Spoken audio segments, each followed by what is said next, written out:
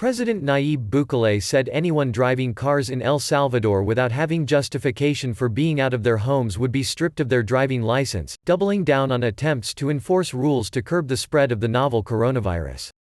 Bukele and other Central American leaders have implemented swift and strict measures after the first cases of the novel coronavirus were registered, but in recent weeks thousands of people in the region were detained for violating the rules.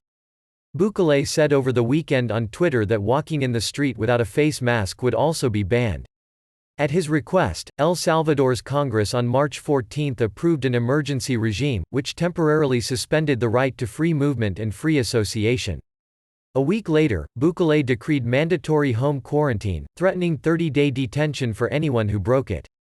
Under the order, just one person per family is allowed go out to stock up on food or medicine. And only bank workers, drivers, restaurant employees and distributors, journalists, officials, soldiers, police, supermarket workers, transportation workers and health workers can leave their homes. They must carry company credentials and a letter from their employer to prove they are allowed to be out.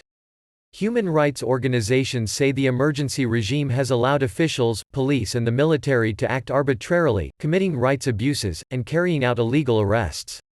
Critics say the measures have not been applied evenly, citing media reports that food was smuggled into a containment center for a government official and that a leader of Bukele's party was let off after crashing his car drunk.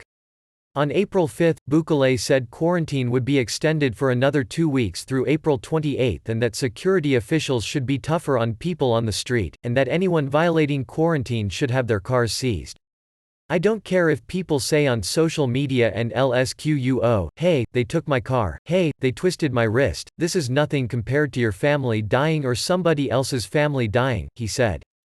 El Salvador's Supreme Court later said that the police did not have the right to seize vehicles or other property.